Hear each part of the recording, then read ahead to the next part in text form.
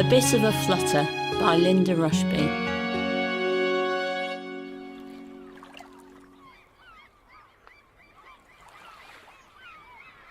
We're out on the common, her on a scooter and me walking.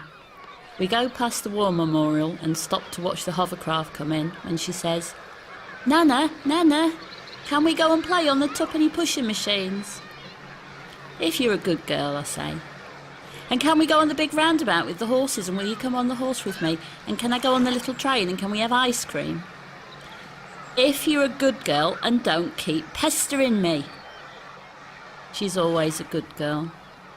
Sometimes when her mum shouts at her, I want to say, "Don't be so hard on the child. She's only 4 and she's not had an easy time of it, poor little mite." But I bite my tongue. It's not my place to say, and anyway, if neither of them had it easy, come to that. She rattles her scooter past the fish and chip shops. The sunshine's beautiful, but the wind is bitter, and I'm ready to get into the arcade and out of the cold. I've got a bag of 2p's from last time, and I change a fiver at the kiosk for £5 coins, then put one of them into the change machine. I let her hold the cardboard cup underneath as the coins clang and rattle into it. "Right then, missus, what do you fancy?" I say as we walk round the machines checking out the prizes. "Can I get that flashy duck?" There's a garish pink plastic duck with sticky up hair balanced near the edge of the chute. "Doesn't look very flashy to me," I say.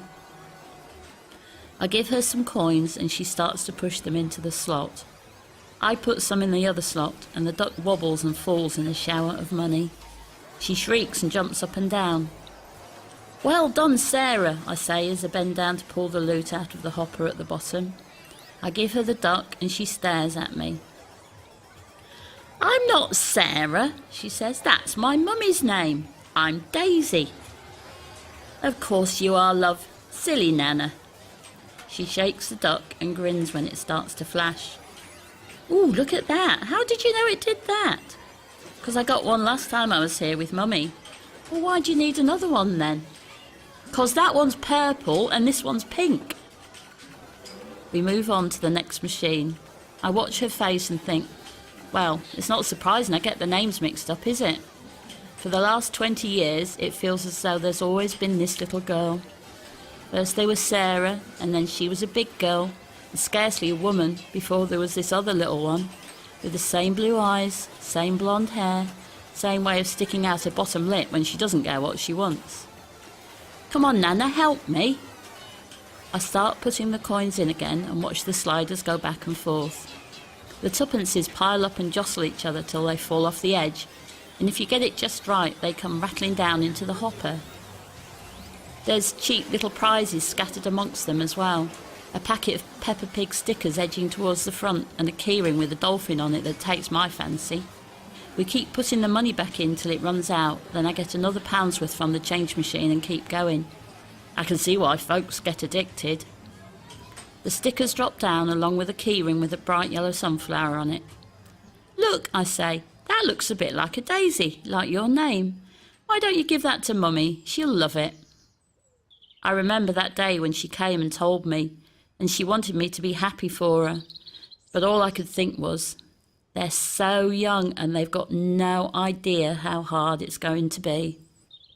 Then I thought, maybe it won't stick because they don't always, do they? I knew she'd never get rid of it, but maybe it would all sort itself out. Then I thought I must be a terrible, wicked woman to wish my grandchild dead like that before it was born. But all I could think of was Sarah and what a baby now would do to her life. But he had his apprenticeship and she was working in the co-op, and they got a little place together and we were there for them, and so were his parents. So we all rallied round to give this child the best start in life we could. And I was there and saw her come out, and it was the best thing ever. Because you can't appreciate it when it's you screaming your head off with your knees up in the air, can you? Still, an 18-year-old lad is an 18-year-old lad when all's said and done. She had to do the growing up for both of them, and within 2 years she'd had enough and wanted to come home. At first I thought, no, you've got to stick together for the child's sake.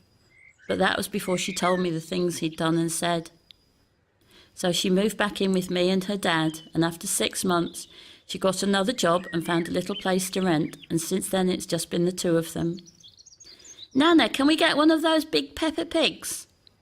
I look at the machine, the one by the door with the big grabber.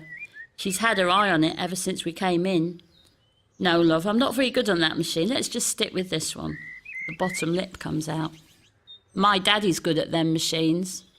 Well, I'm not, I say. Ooh, look, there's a Peppa Pig keyring. Let's try for that, shall we? The lip starts to tremble and I think, oh, we're in for it now. Some nights I put Daisy to bed and it breaks my heart when she says, I miss my daddy, Nana.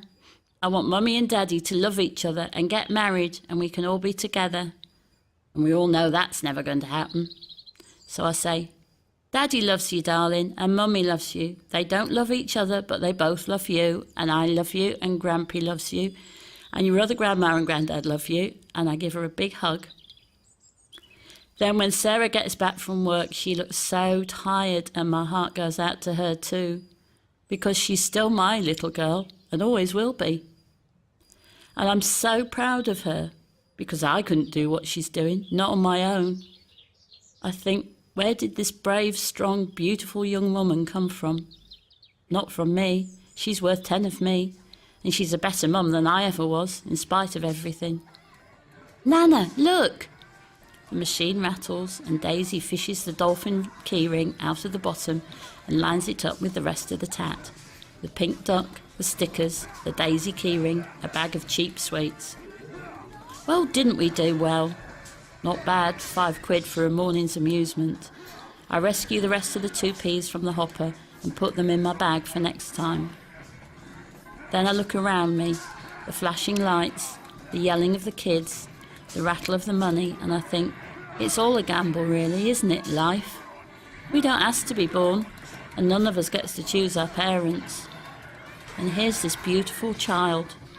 Not perfect, you wouldn't want that, it's not natural. But so full of life. And she'll be a woman before we know where we are. And maybe she'll make better choices than her mother. Better than me, probably. Or maybe she won't, who's to say? But it's her life, and all we can do is give her as much guidance and support as we can, and let her know she's always loved. Can we go on the roundabout now, Nana? She says. Of course we can, darling. Come on then. And I give her a big hug.